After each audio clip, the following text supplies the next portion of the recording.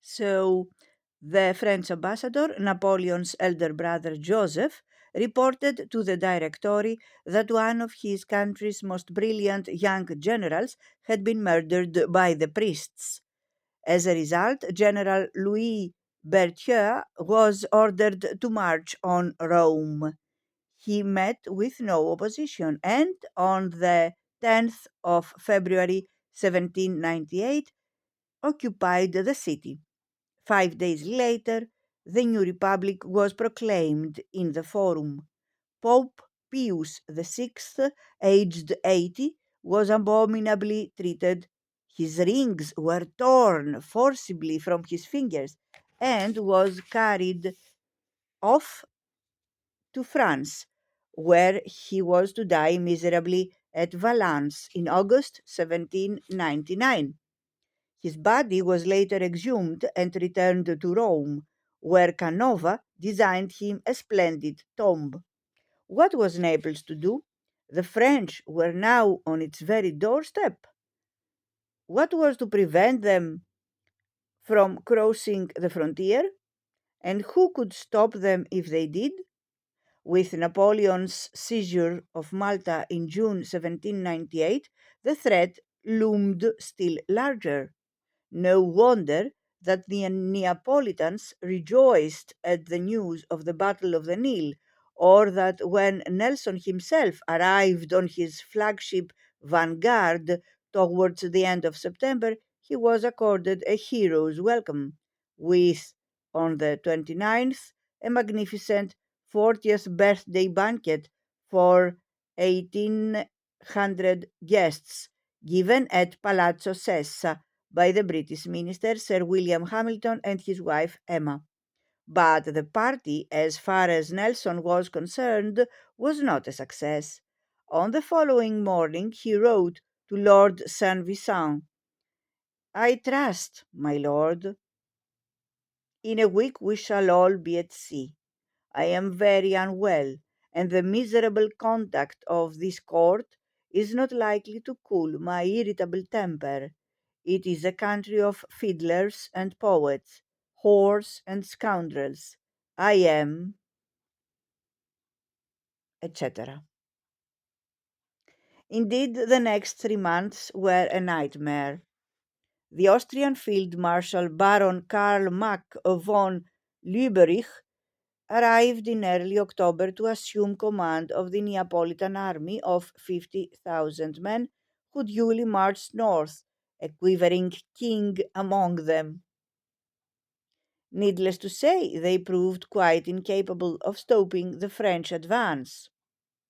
And by early December, more and more of them, officers and men alike, had set their uniforms and returned to their homes. The Queen, her sister's dreadful fate always in her mind, wrote several times to Lady Hamilton deploring their cowardice, but when her husband deserted in his turn, there were no more letters on the subject. On 18 December, there arrived a dispatch from an utterly demoralized Mack, confessing that his army, which had not yet fought a single battle, was now in full retreat, and imploring their majesties to leave while there was still time. I do not know, wrote Nelson to the minister at Constantinople, that the whole royal family, with 3,000 Neapolitan emigres, will not be under the protection of the king's flag this night. And indeed it was, though, thanks to atrocious weather and the usual Neapolitan confusion, the vanguard did not leave Naples until the evening of the 23rd. On Christmas Eve, Nelson recorded that it blew harder than I have ever experienced since I have been at sea. On board there was general panic. Of the distinguished passengers, only Emma Hamilton kept her head.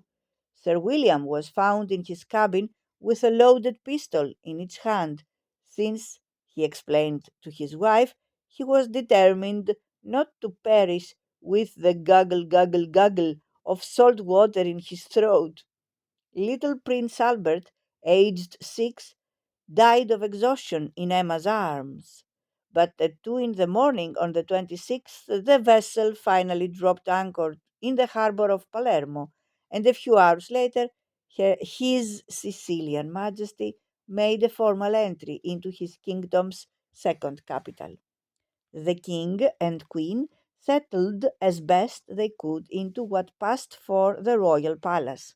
Nelson, meanwhile, moved in with the Hamiltons. He was desperately tired and not yet completely recovered from a head wound sustained at Abukir Bay. He was quarreling with the Admiralty, and his relationship with his wife was also giving him cause for serious concern. He desperately needed emotional support, and Emma Hamilton gave it him. Her long experience as a courtesan did the rest. It was in Sicily that their celebrated affair began. When the French troops under General Jean Etienne Championnet arrived in Naples in mid January, they found the populace a good deal more spirited than the army. The mob, the so called Lazzaroni, was prepared to attack the invaders tooth and nail, and for 3 days there was bitter house to house fighting.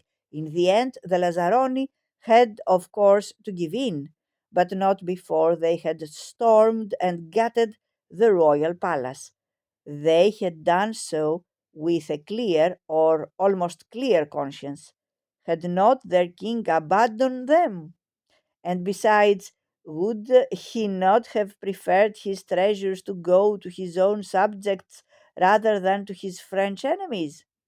When at last peace was restored, a French officer remarked that if Bonaparte had been there in person, he would probably have left not one stone of the city standing on another. It was fortunate that Sampionnet was a moderate and humane man.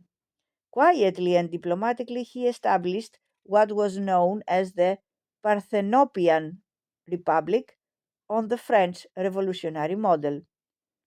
Parthenope was an early Greek settlement on the site of Naples in the 6th century BC.